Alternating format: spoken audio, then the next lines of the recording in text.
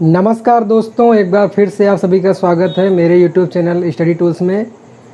तो जैसा कि हम आपका ये लेक्चर चल रहा था गुरुत्वाकर्षण से जो संबंधित था, और ये आपका गुरुत्वाकर्षण संबंधित लेक्चर का पार्ट 2 है, जिसमें कि हमने पार्ट 1 में सार्वत्रिक गुरुत्वाकर्षण नियतांक और गुरुत्वीय त्वरण से संबंधित जो महत्वपूर्ण तथ्य थे उनके बारे में बात किया था।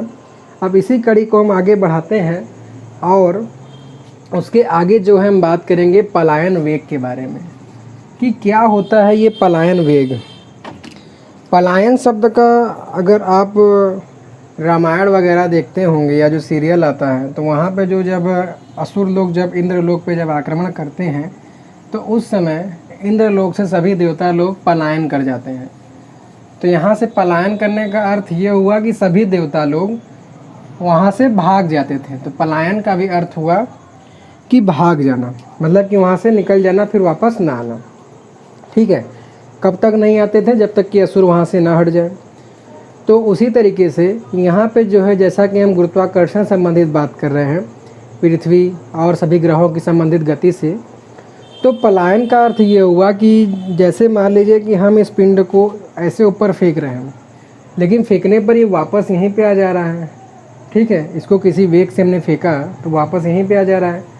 तो यहाँ पर जो है इसकी वैज्ञानिकों ने ये देखा कि अगर हम इस वेग को इतना बढ़ा दें कि वो जो है पृथ्वी के गुरुत्वीय क्षेत्र, मतलब कि जहाँ तक पृथ्वी का जो गुरुत्वाकर्षण का जो क्षेत्र है, उस क्षेत्र को वो पार करके अंतरिक्ष में चला जाता है। और जब अंतरिक्ष में जब कोई पिंड चला जाता है तो उस पर पृथ्वी का आकर्षण बल कार्य नहीं करता, क्योंकि वहाँ पर ग्रेविटी तो है ही नहीं। और ग्रेविटी ना होने के कारण वो उसी अंतरिक्ष में घूमने लगता है। घूमने का मतलब ये हुआ कि वापस वो पृथ्वी पर नहीं आता। तो उसी लिए जो है पलायन वेग का मतलब खोजा गया कि और वो न्यूनतम वेग क्या होना चाहिए। तो अगर इसकी परिभाषा की बात करें तो हो जाएगा पृथ्वी के गुरुत्व क्षेत्र से बाहर जाने के लिए वो न्यूनतम वेग। मतलब कि हम किस न्यूनतम वेग से किसी वस्तु को फेंकें कि वो पृथ्वी का गुरुत्व क्षेत्र छोड़ के बाहर चला जाए, और एक बार जब वो पृथ्वी के गुरुत्व क्षेत्र की सीमा से बाहर निकल जाएगा तो उस पर आकर्षण बल लगेगा नहीं, और आकर्षण बल न लगने के कारण वो वापस पृथ्वी पे गिरेगा नहीं। तो इसको हम जो है दिखाते हैं, मतलब प्रदर्शित करते हैं VE से। और पृथ्वी मतलब पृथ्वी हुआ, इसका मान होता है 11.2 किलोमीटर प्रति घंटा, नहीं सेकंड। मतलब कि अगर किसी वस्तु को हम 11.2 किलोमीटर के वेग से अगर फेंकेंगे धरती की सतह से, या धरती जैसे में आप जिस सिटी में खड़े हैं जहाँ से भी अगर आप फेंकेंगे, अब ये हो गया कि अगर आप फ्लैट में रह रहे हैं तो नीचे तल्ला से फेंकेंगे तो ऊपर मचान आ जाएगा, मतलब शटरिंग आ जाएगी, उस पर वर्क नहीं करेगा। तो इसलिए अगर मैदान में अगर आप 11.2 किलोमीटर प्रति सेकंड के न्यूनतम वेग से अगर फेंकते हैं तो इस वेग से फेंकने पर क्या होगा कि वो पृथ्वी का गुरुत्व क्षेत्र पार कर जाएगा और वापस जो है वो पृथ्वी पर नहीं आएगा, मतलब कि वो अंतरिक्ष में चला जाएगा। तो ये वैल्यू तो हो गई जो है पृथ्वी के लिए। और इसका एक सूत्र भी होता है, इसको निकाला कैसे गया? इसका सूत्र होता है 2G_me/r, जहाँ G से हम परिचित हैं, कैपिटल G है ये सार्वत्रिक गुरुत्वाकर्षण नियतांक, me को हम जो है पृथ्वी का द्रव्यमान कहते हैं, और re है ये। r का मतलब क्या हुआ कि पृथ्वी की त्रिज्या। इन सभी का हमने मान निकाल के 2 से गुणा कर दिया और अंडर रूट जब कर दिया तो इसका मान आ गया 11.2 किलोमीटर प्रति सेकंड, जो कि पृथ्वी के लिए क्या हो गया, पलायन वेग का मान निकल गया। ठीक है, तो पलायन वेग पृथ्वी के लिए तो निकल गया, लेकिन उसके साथ साथ जैसे कि ब्रह्मांड में और भी ग्रह हैं। ठीक है, जानते हैं कि 8 इस समय ग्रह हैं। पहले प्लूटो होने के 9 था, लेकिन इस समय वर्तमान में 8 है। तो उनके पास कितना वेग होना चाहिए? तो हमें सभी ग्रहों, उल्का पिंडों, धूम्रकेतुओं से मतलब नहीं है। पेपर के पॉइंट ऑफ व्यू से केवल चंद्रमा का जो है पलायन वेग पूछता है, जो कि होता है 2.34 किलोमीटर प्रति सेकंड। ठीक है, 2.38 चंद्रमा का जो पलायन वेग होता है 2.38 किलोमीटर प्रति सेकंड।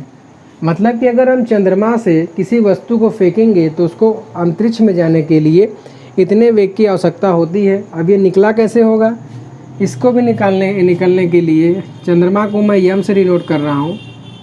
यम से ना करके डायरेक्ट मून लिख दीजिए, क्योंकि यम तो द्रव्यमान भी हो जाएगा।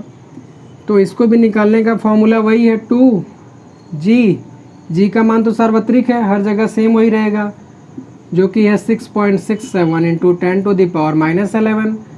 यहाँ पर पृथ्वी का द्रव्यमान की जगह हम मून का रखेंगे, अब बटे में पृथ्वी की त्रिज्या की जगह मून की त्रिज्या रखेंगे। इसको सॉल्व करेंगे तो हमारा जो मान आ जाएगा वो हो जाएगा 2.38 किलोमीटर प्रति सेकंड। लेकिन हमें मून का जो द्रव्यमान और मून की त्रिज्या उसके मतलब पेपर में नहीं पूछता। पेपर में बस यही पूछता है कि जो है पलायन वेग क्या होता है, तो न्यूनतम वेग होता है जिससे कि वो पृथ्वी के गुरुत्व क्षेत्र से बाहर जाने के लिए मान होगा, और उसके साथ साथ जो है चंद्रमा का भी पूछ लेता है। यहाँ तक की बात मैं मानता हूँ कि क्लियर हो गया होगा। अब उसके बाद ये तो हो गई भाई कि किसी वस्तु को फेंकने के लिए, लेकिन जैसा कि हम जानते हैं कि ब्रह्मांड में जो सभी पिंड हैं वो सूर्य का चक्कर लगाते हैं कुछ इस तरीके से।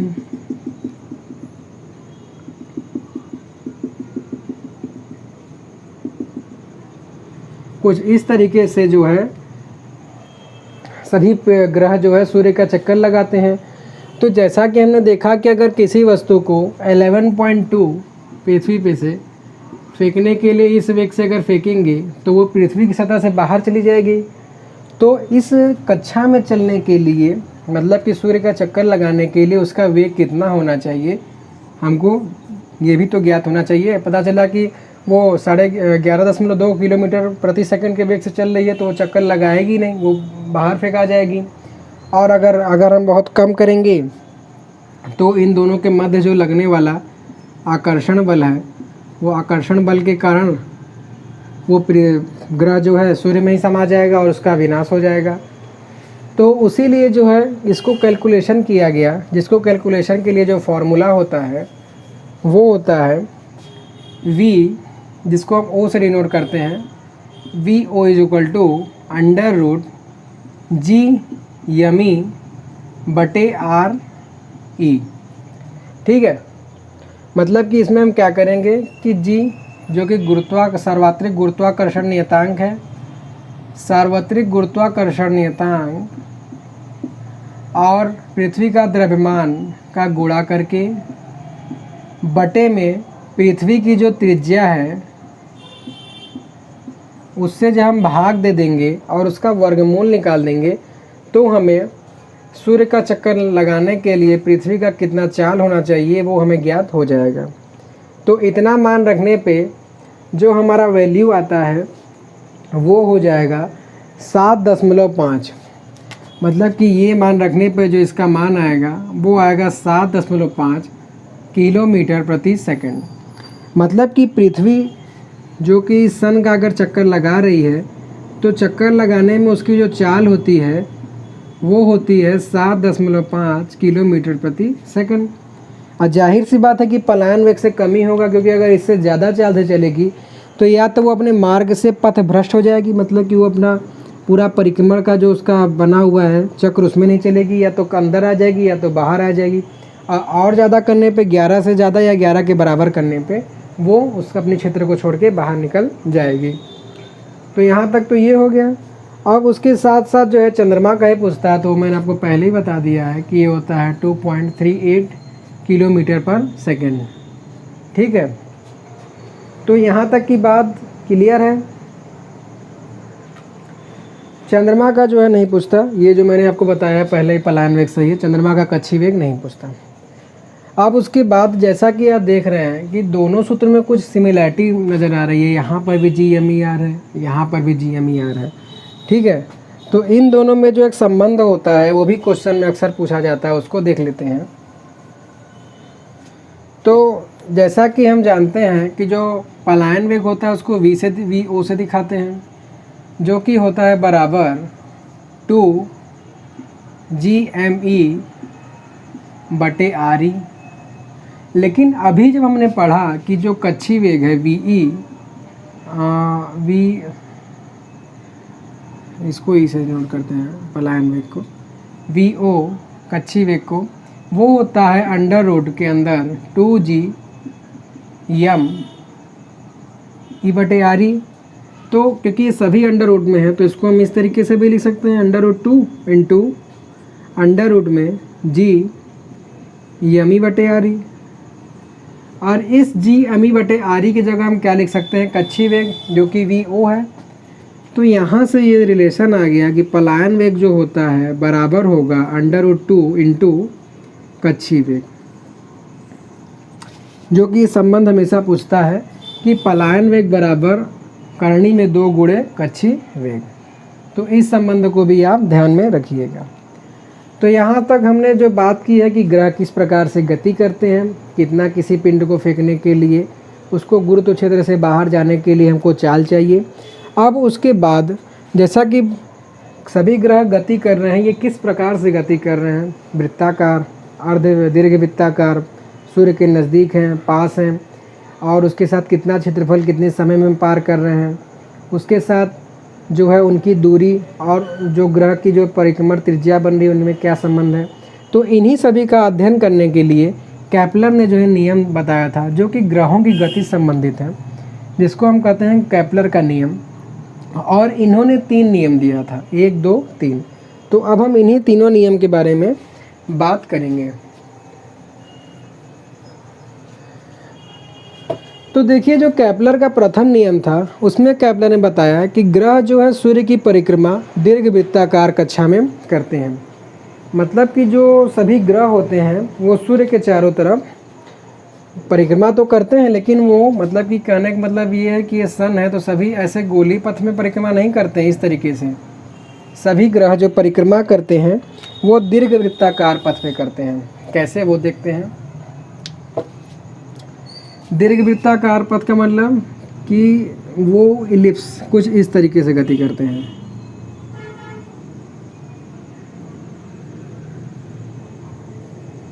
इस तरीके के पथ पे जो है गति करते हैं। ये उन्होंने बताया केपलर ने प्रथम नियम में कि सूर्य जो सभी ग्रह जो है सूर्य की परिक्रमा करते हैं, वो भी दीर्घ वृत्ताकार कक्षा, मतलब कि इस तरीके कुछ कक्षा में। और इसका सेंटर देखें तो वो तो ये होगा, लेकिन उन्होंने बताया कि जो सूर्य होता है वो फोकस बिंदु पर रहता है। तो अगर आपने गणित में अगर दीर्घवृत्त अगर पढ़ा होगा तो इसमें 2 फोकस होता है। एक इसके इस साइड होता है जिसको कि हम फोकस 1 या F1 कहते हैं, और एक इस साइड होता है जिसको हम फोकस 2 F2 कहते हैं। तो केपलर ने जो बताया, उन्होंने बताया कि सभी ग्रह जो है सूर्य के चारों तरफ दीर्घ वृत्ताकार मार्ग में गति तो करते हैं, साथ में जो सूर्य होता है वो उनके सेंटर में ना होके फोकस पे होता है। मतलब कि ग्रह जो है इसमें गति करते हैं, इसी तरीके से और भी जो ग्रह रहेंगे इसमें गति करेंगे। ठीक है, इस तरीके का रहेगा। लेकिन जो सूर्य रहेगा वो इन सभी के दीर्घ वृत्ताकार कक्षा के फोकस पे होगा। मतलब कि अगर हम दूसरे की बात करें, इसको इस तरीके से बढ़ा देंगे तो अब इस दूसरे ग्रह के लिए उसकी कक्षा ये हो जाएगी, तो वो उसकी इस कक्षा के फोकस पे स्थित होगा। तो इसमें जो है केपलर ने हमें क्या बताया कि ग्रह जो है किस तरीके से सूर्य की गति करते हैं और उसके साथ सूर्य की स्थिति क्या होती है। ठीक है, आपको ये ध्यान में रखना है। उसके बाद दूसरा नियम क्या बताया, केपलर का द्वितीय नियम क्या था, जिसमें कि उन्होंने बताया कि क्षेत्रीय वेग का नियम इसको कहा जाता है। मतलब कि जो केपलर का द्वितीय नियम है ये भी बहुत ही महत्वपूर्ण क्वेश्चन है कि उसको एक और नाम से जाना जाता है, जिसको हम क्षेत्रीय वेग का नियम कहते हैं। तो अब क्षेत्रीय वेग क्या होता है पहले इस पर बात करते हैं। तो जैसा कि हम वेग जानते हैं, तो वेग बराबर क्या होता है, वेग बराबर होता है विस्थापन और बटे में समय। विस्थापन परिवर्तन की दर को हम वेग कहते हैं, लेकिन इसके साथ आगे एक वर्ड क्या जुड़ गया है इसमें, क्षेत्रीय वेग यहाँ पे जुड़ गया है। तो क्षेत्रीय का मतलब क्या हुआ कि अब विस्थापन की जगह यहाँ पे क्षेत्रफल आ जाएगा। मतलब अब परिभाषा क्या हो गई, क्षेत्रफल परिवर्तन की दर को हम क्षेत्रीय वेग कहते हैं। अब इसका ग्रहों की गति से क्या संबंध है, इसके बारे में हम चर्चा करते हैं। तो देखिए, कहने का मतलब ये है कि केपलर ने जो बताया था कि जो सभी ग्रह होते हैं सूर्य का परिक्रमण तो जो है दीर्घ वृत्ताकार कक्षा में करते हैं, उसके साथ साथ उनका क्षेत्रीय वेग जो रहता है वो नियत रहता है, मतलब कि फिक्स रहता है। फिक्स रहने का मतलब ये हुआ, अगर हम मान लेते हैं कि ये हमारा दीर्घ वृत्ताकार पथ है और इसके सेंटर पे कहीं यहाँ पे फोकस पे हम मान लेते हैं कि सूर्य है, और किसी ग्रह को इतना क्षेत्रफल पार, अगर इसको हम कई भागों में अगर ऐसे बांट दें, एक एरिया, 2, 3, इस तरीके से, तो इसका कहने का मतलब ये है कि अगर इतना ये सभी एरिया जो एक बराबर हैं, तो इस एरिया को अगर पार करने में अगर 2 सेकंड का समय लग रहा है, तो अगर हम इधर भी आएंगे तो इस एरिया को पार करने में भी इसको 2 सेकंड का ही समय लगेगा। चाहे मतलब कहने का मतलब ये है कि दीर्घवृत्ताकार कक्षा में परिक्रमा करते हुए कि वो समान समय अंतराल में समान क्षेत्रफल पार करते हैं। मतलब कि जो नज़दीक वाला ग्रह है, अगर वो 5 सेकंड में अगर इस वाले क्षेत्रफल को पार करता है, तो जो दूर वाला ग्रह रहेगा वो भी 5 सेकंड में इतना ही क्षेत्रफल को पार करेगा। ठीक है, तो मैंने क्या बताया कि जैसे ये सन है, इसके सभी तरह ये कक्षाओं में, ये पहली कक्षा, ये दूसरी कक्षा, ये तीसरी कक्षा, इसमें सभी ग्रह गति कर रहे हैं।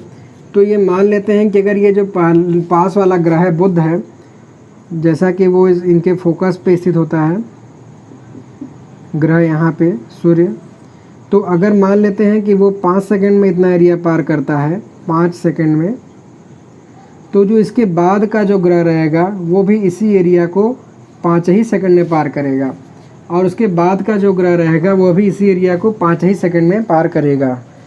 समझ में आ गई बात? तो इसी को कहा गया क्षेत्रीय वेग का नियम। कहने का मतलब ये है कुल मिला के कि केपलर का द्वितीय नियम है कि क्षेत्रीय वेग नियत रहता है, इसको ध्यान रखिएगा।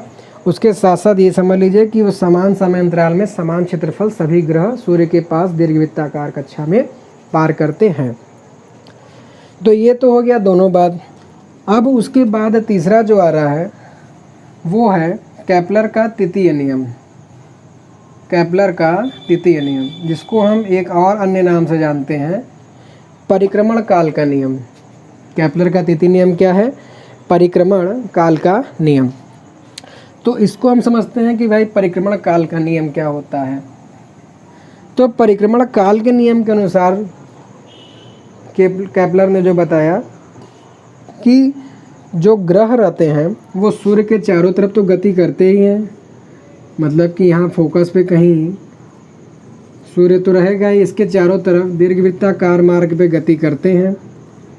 और उसके साथ साथ तो इनको जो परिक्रमण करने में जो समय लगता है, मतलब एक चक्कर लगाने में जो समय लगेगा, उस समय का वर्ग उनकी औसत दूरी क्यों लिया गया? क्योंकि यहाँ पे ये जो त्रिज्या है वो अलग है, फिर उसके बाद यहाँ की जो त्रिज्या है कुछ अलग है, ये कम है, ये ज़्यादा है। उसके साथ क्या होता है कि सभी ग्रह की अलग अलग दीर्घवृत्ताकार कक्षा होती है, इस ग्रह की इधर है, इस ग्रह की इधर है।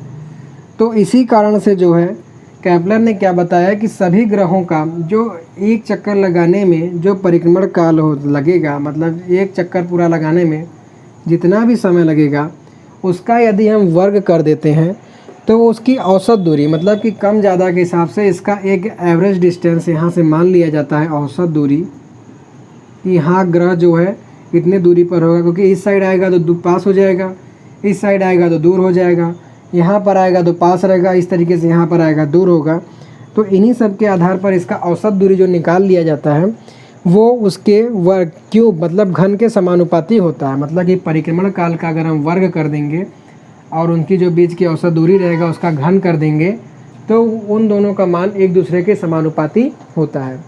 कहने का मतलब ये है कि इससे हमें क्या पता लगेगा केपलर के द्वितीय नियम से, कि अगर हमें परिक्रमण काल पता रहेगा तो हम उसका सूर्य से औसत दूरी निकाल लेंगे, या तो फिर अगर औसत दूरी पता रहेगा तो उससे हम उसका परिक्रमण काल निकाल लेंगे कि हाँ भाई इसको एक चक्कर लगाने में इतना समय लगता है। तो इस तरीके से दोस्तों जो है हमारा गुरुत्वाकर्षण से संबंधित जो भी महत्वपूर्ण जानकारियाँ थी वो मैंने आपको आशा की है कि अच्छे से अच्छे तरीके से आपके पास पहुँचा सकूँ, और ये मैं मान के चलता हूँ कि आपको जानकारी मिली भी होगी। तो इसी के साथ आज हमारा ये गुरुत्वाकर्षण चैप्टर जो है कंप्लीट हो जाता है। ठीक है, अब हम कल से जो है नया चैप्टर स्टार्ट करेंगे। तो उसी के साथ मैं आपसे ये कहना चाहूँगा कि अभी तक आपका चैनल में बने रहने के लिए बहुत ही धन्यवाद। चैनल पे हमारे विजिट करने के लिए तो प्लीज़ वीडियो को लाइक कीजिएगा, चैनल को सब्सक्राइब कीजिएगा, साथ ही साथ अपने साथ के सहपाठियों और जो भी आपके मित्रगण आपके व्हाट्सएप फेसबुक पर उन पर इस वीडियो को लिंक शेयर भी कीजिएगा। आप मेरे गुणों को ध्यान रखते हुए मेरी कमियों को नज़रअंदाज करेंगे, ऐसा मेरा आशा है। और उसमें सुधार करने के लिए अपने कीमती सुझाव मुझे निरंतर भेजते रहेंगे कमेंट के माध्यम से। तो दोस्तों इसी के साथ आज के लेक्चर में आपसे विदा लेता हूँ। So thanks for watching.